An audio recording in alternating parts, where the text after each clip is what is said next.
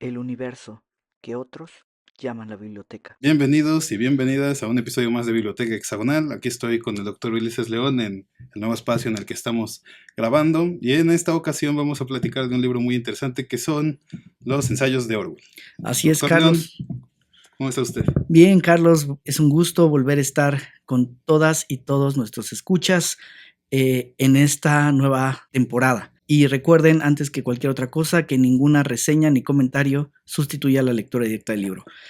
A ver, vamos a hablar de los ensayos de Orwell, ¿no?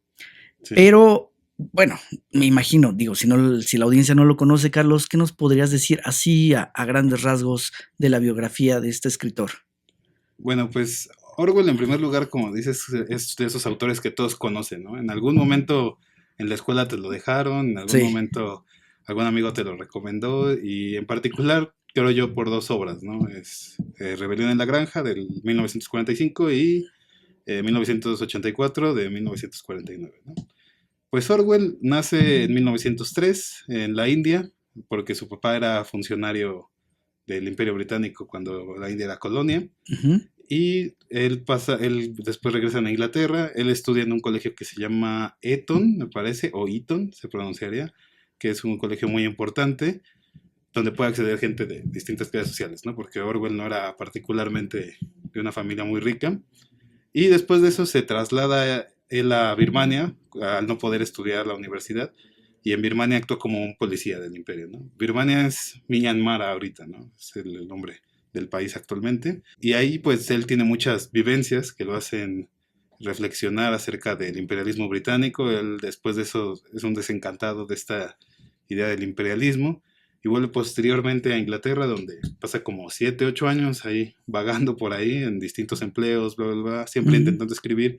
Incluso llegó un punto en el que cayó en la indigencia, ¿no? Hay un ensayo sobre eso que si quieres lo podemos comentar más adelante. Y también durante este periodo él contrae, me parece, tuberculosis, ¿no? Que es una enfermedad que lo va a acompañar por el resto de su vida. Y después de eso se va a España a combatir en la Guerra Civil Española, del lado de los republicanos, por supuesto. Pasa ahí alrededor de un año, me parece que es herido en una batalla y se regresa, ¿no? Entonces, de ahí a que se regresa hasta su muerte, me parece que esto es 37-38, y su muerte fue en 1950. A partir de ahí es donde, digamos, en ese periodo, Uh-huh. ya es un Orwell radicalizado políticamente, o medio radicalizado, sí, ya con convicciones políticas muy fuertes a raíz de esta experiencia en España, y se vuelve un crítico muy duro del estalinismo, ¿no? Sí. Y entonces, a raíz de esta posición crítica del estalinismo, es que escribe estas dos grandes obras.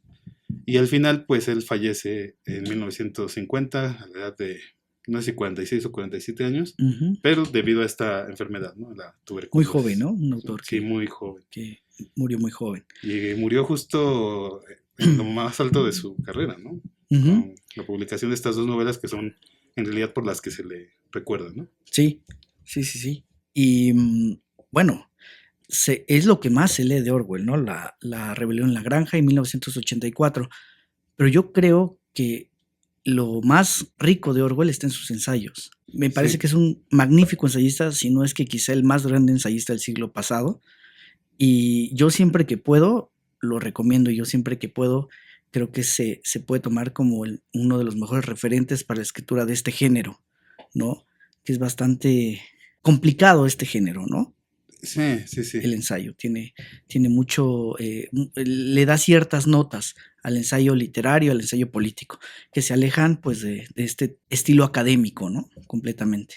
Sí, de hecho, bueno, como punto general del ensayo, el ensayo moderno, digamos así, surge, bueno, dicen, yo no soy un experto, dice que surge con Montaigne, ¿no? Sí. Y de ahí vienen esta serie, este nuevo género, por así decirlo, que es una, a veces es un híbrido de géneros, y dos, puede tratar de cualquier cosa, ¿no? Uh-huh. Y muchos grandes autores, por si en nuestra audiencia hay gente que no haya leído los autores que les gusta como ensayistas, si es que tienen ensayos, pues es altamente recomendable que lo hagan, ¿no? Porque su obra ensayística es muchas veces igual o mejor que su obra creativa, ¿no? Por ejemplo, el caso de Borges, ¿no? O Uh-huh. Humberto Eco, Chesterton, Sí, Virginia Woolf. Sí, o sea, es que hay autores que no reflexionan, ¿no? No hacen un ejercicio de reflexión política, literaria, y Orwell se incluye, ¿no? En este grupo de autores que además de profesar más bien de ejercer esta profesión literaria, ¿no? Reflexionan. Sí, y están emparejadas, ¿no? Sus dos carreras, en el caso de Orwell, por lo menos, ¿no? O sea, Sí, sí, sí. escribe ensayo desde los veintitantos y creo que el último lo publica un año antes de su muerte, ¿no? Siempre estuvo ahí acompañándolo ese Sí, género. sí, porque la literatura tuvo pausas, fue intermitente en su carrera. Sí.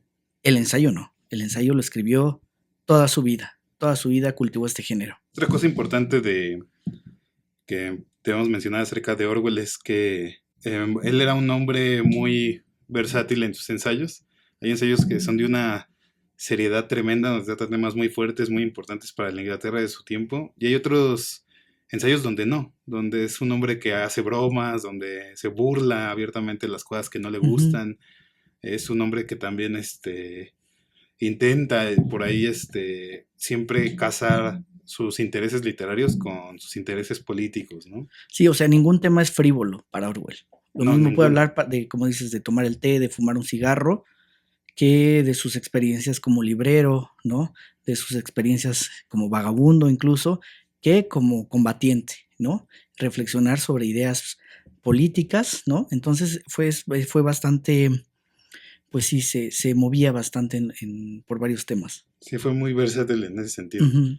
Y les traemos así, para que se den una idea y se animen a leerlo, una selección, ¿no? Digamos, Sí, sí, de sí. los ensayos que a nosotros en lo personal nos gustan más. Sí, claro. De hecho, yo elegiría casi todos y sacaría por ahí un par, pero como no podemos estar aquí 2 horas, me limité a elegir Más, yo unos creo, ¿no? pocos. Nos tardaríamos Sí, bastante sí, hablando sí, de pues, Orwell. pues es un librito chiquito de unas, ¿qué? 1000 páginas, ¿no? Como 1000 páginas debe tener este libro. Sí, pero muy bueno. Pero pues entremos a materia, ¿no? Para ya no, para ir ya al grano. Carlos, ¿qué quieres que vayamos cronológicamente? ¿O Yo los tú traje cronológicos. cronológicos? ¿Cuál es el primero que te gustaría que comentáramos? A mí el del albergue. El albergue. Sí, A que ver. narra una de estas experiencias cuando él está en la indigencia y va a un albergue a pasar la noche y a que le den de comer y bla, bla, bla. Ujú. Y Orwell pues platica con toda la gente que está ahí y bla, bla, bla, con gente que igual está en la misma situación que él y se empiezan a quejar de que las condiciones del albergue pues, no son ideales, ¿no? Ujú. Es insalubre, está sucio, bla, bla, bla. Y entonces uno de los que está con Orwell se indigna, ¿no? Ujú. Y dice, no, es que tú no sabes por qué el gobierno tiene que tener esta situación, estas instalaciones así, ¿no? Y Orwell decía, ¿por qué? Y dice, no, porque si todos, si el albergue tuviera pues bonitas instalaciones, alberca y buena comida, no habría persona en Inglaterra que no quisiera vivir en uno, ¿no? Y entonces Orwell explica un poco cómo le saca por completo de onda que este hombre que está en la misma situación que él, a la hora de defender como esta parte del gobierno, pues se disocia de su propia situación, ¿no? En vez de decir que deberían tratarlos mejor, dice, no, pues es que si los tratan mejor, esos pinches vagos nunca van a acabar de hacer nada, ¿no? Entonces se me hace un ensayo muy revelador, pero también un poco jocoso en lo que narra, ¿no? O sea, Ujú. tiene ahí una beta cómica, ¿no? Es un ensayo muy interesante. Sí, sí, es bastante cómico en ese sentido. Y de esa misma época, estamos hablando de qué año, Carlos, más o menos. Sí, debe ser como cuando Orwell tenía 20 en la década de 1920, 30, por ahí. Por ahí, ¿no? Ajá. En los 30. Sí, 20, 30. Y como dijiste en tu exposición, de ahí se va a Birmania. Exacto, sí. Y como policía en Birmania, tuvo una experiencia bastante interesante, que es de la cual surge el ensayo, que es quizá uno de los mejores que tiene, que es matar a un elefante, ¿no? Sí, a mí también me encanta Quizá ese ensayo. es, yo creo que de los mejores ensayos, además muy corto, ¿no? Muy corto y bastante complejo, las ideas que desarrolla a partir de su experiencia, que realmente es muy breve, ¿no, Carlos? Sí. Es bastante pequeña. Pero también hay que decir que este ensayo tiene una parte narrativa, ¿no? Ah, O sí, sea, claro. toda la anécdota la cuenta con una prosa que te tiene ahí, ¿no? Sí, porque así a grandes rasgos, ya tú me dirás si me falta algo, Sí, sí, sí. pues él es policía en Birmania y un buen día le dan el aviso de que hay un elefante que se escapó y está causando estragos por toda la población, ¿no? Ya derribó casas, incluso ya mató a una persona, Sí, de ¿no? un pisotón. De un pisotón, Ujú. ¿no? Y entonces Orwell va a ver, ¿no? ¿Qué está pasando con este elefante? Y pues sí, se da cuenta que el elefante está porque al parecer los elefantes tienen como un periodo, ¿no? En el que se alocan, ¿no? En el que se pierden el control. Y entonces cuando ve al muerto, Orwell manda a traer su rifle. Y entonces va a su búsqueda y cuando menos se da cuenta, ya trae alrededor de una multitud, ¿no? De locales siguiéndolo. Sí. Y cuando Orwell encuentra al elefante, describe algo muy interesante que dice, yo no lo quería matar, pero en ese momento, sintiendo la presión de todos los pobladores, supe que tenía que hacerlo. Y ahí viene el argumento del ensayo, ¿no, Carlos? Sí, sí, pero un poco la historia es que mandó a traer su rifle nada más para ver qué pedo, güey, ¿no? Así por si se Ajá, ofrecía, sí. pero no para matar al elefante, ¿no? Entonces cuando llega y ya está esta presión, pues Orwell no puede hacer más que matar al elefante, efectivamente. Y eso lo narra con te provoca una tristeza leer ese asesinato que es muy duro, pero la reflexión ahí es que lo que el colonialismo le hace no solo a los colonizados, ¿no? Sino a los colonizadores, ¿no? Uh-huh. Que en realidad los colonizadores no son libres, sino que son esclavos de su propio rol de colonizador, ¿no?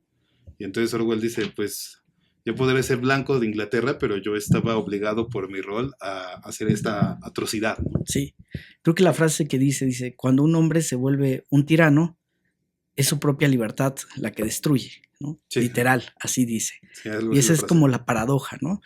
Como el imperio, para mantener esa fuerza, ese miedo frente a los oprimidos, pues lo que se esperaba de él como ese representante era precisamente ese ejercicio de fuerza, ¿no? De crueldad contra el animal. Aunque hay algún tema ahí como de frívolo, ¿no? También y jocoso, porque dice, pude no haberlo matado, pero se iban a reír de mí, Sí, ¿no? O sea, y al final dice, pues es que yo no quise evitar las risas, ¿no?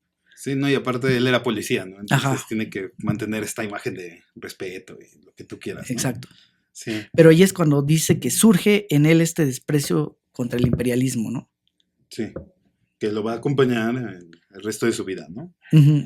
Y que va a ser una razón de las cuales va a tomar las decisiones que toma después. Y después de ese ensayo yo tengo uno que se llama En defensa de la novela. Ah, sí, yo también lo iba a comentar, pero coméntalo, es hermoso, sí. Es un super ensayo que yo creo que es muy vigente en la actualidad porque Sí. critica a las personas que se dedican a hacer reseñas, pero con la intención de vender un libro, ¿no? Uh-huh.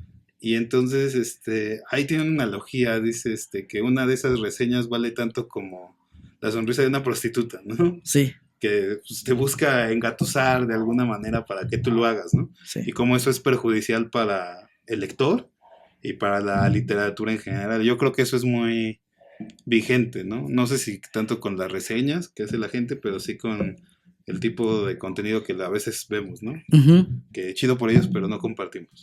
No, y es que, mira, yo quería, no sé si el momento lo dejo más adelante para las conclusiones, pero inmediatamente antes de ese ensayo hay otro que se llama Recuerdos de un librero. Ah, cuando trabajó, ¿no? Cuando trabajó en una librería de viejo.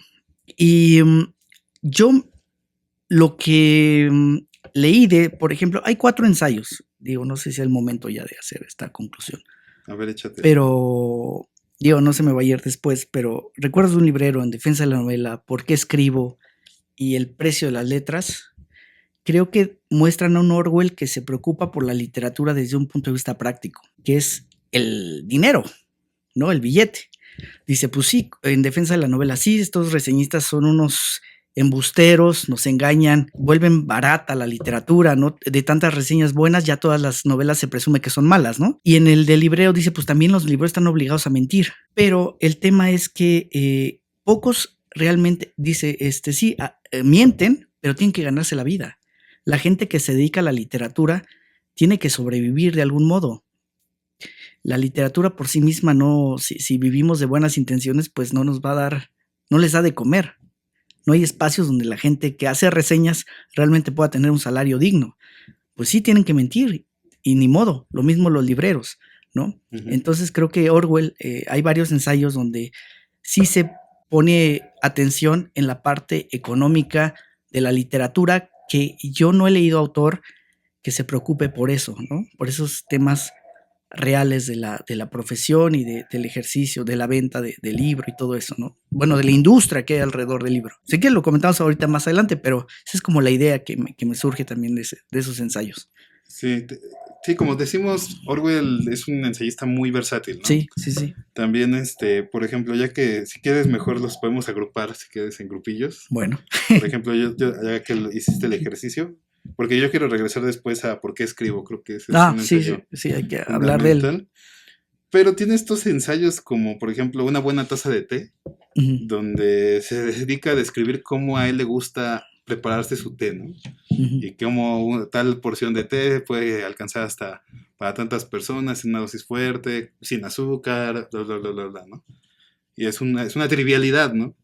También está el The Moon Under the Water, que es el nombre que le da a su pub perfecto, ¿no? Uh-huh. O sea, si existiera un pub perfecto, se llamaría así. O sea, pub, para quienes no saben, es una cantina inglesa, ¿no? Sí, al estilo inglés. Sí, un bar gringo, sí. Nada más que...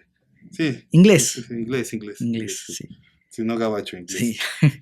Y estos güeyes, esta cantina es pues su ideal, ¿no? Pero lo interesante de estos ensayitos es que los está escribiendo, me parece que justo cuando están bombardeando Londres, güey. O sea, están bombardeando Londres y este güey está hablando de una taza de té, de un pub, ¿no? Y uh-huh, entonces hay un ensayo por ahí que se llama, no de Orwell, que se llama George Orwell o el terror a la política, de Simon Leys. Uh-huh. Por ahí, si lo pueden leer, está muy bueno y explica muy bien todo esto. Y él sostiene que Orwell era un hombre, pues sí, profundamente preocupado por la política, uh-huh, pero que era un hombre que le preocupaba la política en tanto el estado de la política era condición de las cosas que de verdad importaban en la vida, ¿no? De estas cosas simples, de tomarte, de pescar, de salir con los amigos a chingarse una chela.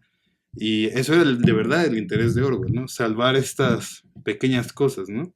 Que para Orwell la política no importa por sí misma, importa en tanto condición de estas pequeñas cosas que son las que de verdad tiene valor en la vida, ¿no? Y a mí me gusta mucho esa idea y coincide en gran parte, ¿no? Siento que un poco a la Orwell, siempre que alguien me dice que la política es lo más importante de todo, ya me da desconfianza de la persona, ¿no? Y, bueno, ahorita lo voy a relacionar porque me acaba, ahora que lo dices, lo conecto mucho con El vientre de la ballena, pero... Ah, sí, sácalo. No, nada más que ya cierro eso porque nada más quería comentar es que punto de vista del ensayo. Es una idea bastante interesante esa que dices. ¿De quiénes dices? ¿De Simon Leys? Leys, ajá, que él es un sinólogo. Ajá. Sí, luego vamos a hablar de él también. Un especialista en China. Ajá, muy interesante Simon Leys. Ok. El vientre de la ballena también, creo que tiene 2 ensayos extensos, porque la mayoría son ensayos cortos, ¿no? Que lees... no deben tener más de 10 cuartillas, ¿no? Uh-huh. Yo creo que los 2 más largos son en El vientre de la ballena y El león y el unicornio. Ah, que sí, que es su análisis de la situación de Inglaterra, ¿no? Sí, de la diferencia entre el nacionalismo y el patriotismo, sí, para Orwell.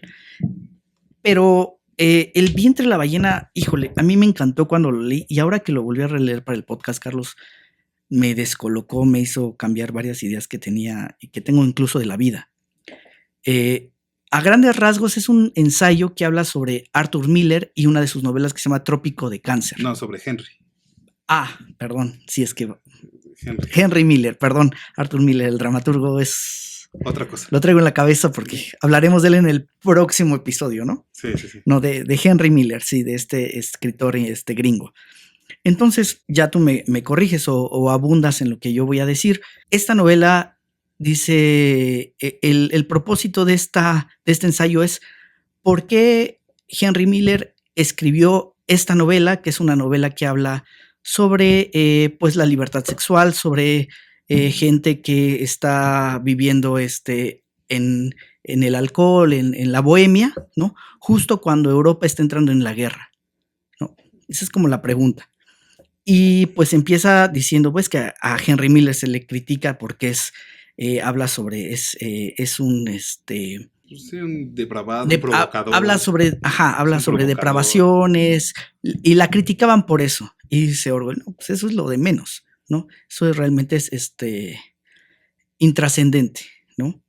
Lo que importa en Miller es que hay una actitud que no se había visto en la literatura que se estaba escribiendo en esa época. En los 30 y mediados de los 40, la literatura era una literatura política, ¿no? Y la pregunta es por qué Miller se aparta de esta actitud. Y bueno, la conclusión a la que llega es que a partir también de leyendo escritos y textos de Miller, dices que Miller es como ese Jonás en el vientre de la ballena. Lo que Miller hace en Trópico de Cáncer es aceptar la maldad del mundo, aceptar las cosas como están, refugiarse, ¿no? En un espacio que le es cómodo. Y dice Orwell, al principio, para mí, porque lo conoció, ¿no? Sí, eran amiguis. Miller para mí era un irresponsable y yo para Miller era un estúpido, porque se conocen y Orwell le dice, no, yo me voy a ir a la guerra en Sí, España. Miller le dice que no. Miller dice, eso es un estúpido. Ajá. Y Orwell dice, no, pues tú eres un irresponsable, ¿no? Escribiendo estas cosas. Y ahora que decías eso, o sea, la conclusión que yo sacaba de este libro es que dice que la importancia en resumen, es sintomática porque dice que muestra cómo se siente el hombre corriente ante las grandes crisis. Y esta idea de refugiarse, tener un lugar seguro, que no está mal aceptar el mal a costa de estar a salvo, ¿no? Y lo relacionaba porque decías que Orwell en este ensayo pues pareciera ser que dice que la política no tiene valor hasta en tanto tú no te desarrolles con las cosas que como individuo te gusta disfrutar, ¿no? Sí, bueno, es la conclusión de Leys. De Leys. De Leys, ¿no? Entonces no parecería tan alejado a la conclusión que llega Orwell, porque si está bien esta actitud, está bien buscar un refugio, sentirse a salvo y aceptar que la realidad no la vas a transformar, no la vas a cambiar. Está bien aceptar las cosas que están pasando, ¿no? Sí. Está bien sentirte a salvo. Sí, y es una actitud legítima. No siempre tienes que ser combativo, ¿no? Ni tienes que estar del lado de los que pelean o de los que quieren cambiar las cosas. Sí, puedes tomarte tu tiempo y tu descanso, ¿no? Bueno, yo creo, bueno, esa Sí. es la lectura. No sé tú qué, Sí, yo también lo qué leo lectura así. viste en el vientre de la Sobre todo ballena. con eso de... Ah, con el vientre sí. Y aparte un Orwell más como autocrítico, ¿no? Ujú, Porque como dices, en su momento sí fue así como de, no, es que Miller de plano es un irresponsable, pero ya conforme pasa el tiempo y también después de lo que él vive, ¿no? ujú, En España y bla, bla, bla, pues él cambia las cosas, ¿no? Porque también él era un entusiasta del socialismo, ¿no? Y ya cuando ve cómo el estalinismo pues controlaba al Partido Comunista de España y lo que pasó y la derrota y bla, bla, bla, bla, él ya se volvió muy crítico de eso, ¿no? Y ya llegando, cambiando un poco de tema, y bueno, en relación con la política todavía, hay un ensayo que se llama La política y la lengua inglesa. ujú, A mí ese ensayo me encanta, porque Orwell escribe algo así como, actualmente la lengua inglesa está en decadencia y eso es porque literalmente la gente escribe mal, ¿no? Entonces pone ahí literalmente así como 5 párrafos así de una carta de un estudiante, un comunicado, cosas así, ujú. y las critica, ¿no? Y dice, no, todo esto está mal por esto y esto y esto y esto, y da unos consejos para escribir, ¿no? Así como si puedes eliminar una palabra, elimínala. Usa palabras simples, bla, bla, bla. El punto de ese ensayo es que Orwell dice que hay una relación entre la lengua y la política, ¿no? Que la política siempre quiere distorsionar el lenguaje, ¿no? Siempre quiere hacer que las verdades pasen por mentiras y que el asesinato luzca como algo justificado, ¿no? Incluso hermoso. Y este ensayo es muy revelador porque es de 1945 y 1984 la novela se publica en el 49, ¿no? Entonces este ensayo puede ser un poco como la antesala de la novela, si es que a alguien le gusta 1984 puede checarlo. Y a Orwell le preocupaba mucho eso, ¿no? El uso de la lengua en la política, ¿no? Del lenguaje. Incluso hay un ensayo donde, no me acuerdo bien cuál es o si estaba en este libro, pero hay un ensayo donde expone antes de 1984 lo que pudo haber sido neolingua, ¿no? O cómo se aplica neolingua, porque él critica en ese ensayo que el número de versos posibles en el idioma inglés es muy limitado, ¿no? A comparación de otras lenguas. De versos rimados, no de versos libres, ¿no? Es muy limitado, ¿no? A comparación de otras lenguas como el español. Y entonces lo que dice Orwell es que puede haber alguien o puede haber una tendencia a la reducción del lenguaje, ¿no? Y eso en combinación con la política, pues puede hacer que exista algo como el neolingua, ¿no? Y de ahí, de hecho, la inquietud me parece, no, esto lo estoy diciendo, la inquietud que para escribir 1984 previa fue justo esta inquietud en torno a la lengua inglesa, ¿no? O sea, primero surge la idea de neolingua y de ahí Orwell crea todo esto, ¿no? Es un poco ese orden de ideas, creo yo. Ok. Y el último, bueno, de mi parte es ¿por qué escribo? Tú también lo elegiste, ¿no? Sí, pero adelante. No, adelante. No, yo me eché de no, la adelante. política. No, pues a grandes rasgos, ¿por qué escribo? Es una reflexión personal de... Tú me complementas, ¿no? Es una reflexión personal de Orwell sobre las motivaciones de una persona para volverse escritor, ¿no? Incluido él mismo. Y él lo divide en 4, ¿no?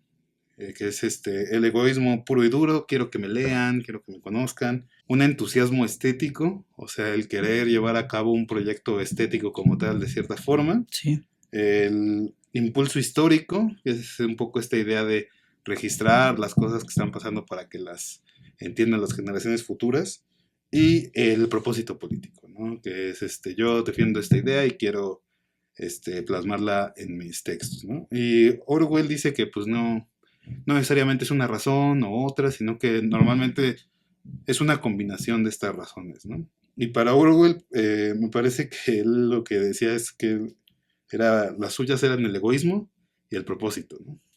Sí. Sí, muy sincero. Y creo que es bastante completa, ¿no? Su clasificación de los motivos del escritor, ¿no? Sí. Porque la mayoría siempre niega la vanidad. Pero yo creo que la vanidad está en casos muy excepcionales de autores que quizá escriban bajo seudónimo, ¿no? O en el anonimato. Yo creo que la vanidad es un impulso bastante fuerte, ¿no? En la creación artística. Como Kafka, ¿no? Por ejemplo, que nunca quiso que se publicara nada incluso, ¿no? Exacto, ¿no? Elena Ferrante, reciente. Pero yo también, ese ensayo me encanta, porque es muy, muy concreto, ¿no? Muy breve, de por qué la gente decide escribir. Y ese ensayo es de los últimos que vienen compilados, fue de los últimos que escribió, ¿no? Y al final de su vida. Sí. Y viene, bueno, al menos en esta edición, viene pegadito de otro que cité hace ratito que se llama El precio de las letras. Sí. El precio de las letras es el resultado de una entrevista que le hicieron a Orwell preguntándole qué condiciones materiales tenía que tener un escritor para triunfar. Y creo que eso también pocas veces, como decía al inicio, se habla o un escritor habla realmente de esos temas, ¿no? Y ahí hace una crítica muy fuerte al mecenazgo de los escritores. Dice, el Estado, y es muy contundente, es muy claro, el Estado no tiene que dar apoyos a la creación literaria. El Estado, el papel a lo sumo que tiene es comprar libros, hacer bibliotecas, promover, de difusor. Pero todo mecenazgo trae condiciones. Todo mecenazgo trae condiciones. Un escritor que se hace de becas, que parasita en el gobierno, es un mal escritor. Así lo dice Orwell. Y a mí yo comparto esa opinión y dice, un buen escritor tiene que tener una fuente de ingresos diversa. Y si se dedica a la contabilidad, a la carpintería, qué mejor. Algo que no tenga que ver, que no le quite energías creativas. Qué mejor que un escritor se haga de sus recursos de otra forma. Que esa es la única manera en que un escritor puede ser realmente independiente, ¿no? Y son de los últimos ensayos que vienen en ese libro. Sí, porque Orwell era muy, bueno, y como apunte, si quieres para ir cerrando. Sí. Orwell era muy celoso de esa independencia personal, ¿no? Sí. Cuando lo acusaban mucho de porque le tocó pues un tiempo muy polarizado, ¿no? Sí. Porque, por ejemplo, cuando se fue a la guerra, lo acusaban mucho de que por qué no apoyaba a los socialistas, por qué no apoyaba a la Unión Soviética, y luego lo acusaban de que, tiene ensayos de eso también, Sí. de por qué, oye, ¿y por qué no apoyas a, ¿cómo se llama? A los británicos o al partido que está ahorita en el poder, a Churchill, ¿por qué eres un socialista ahí medio raro?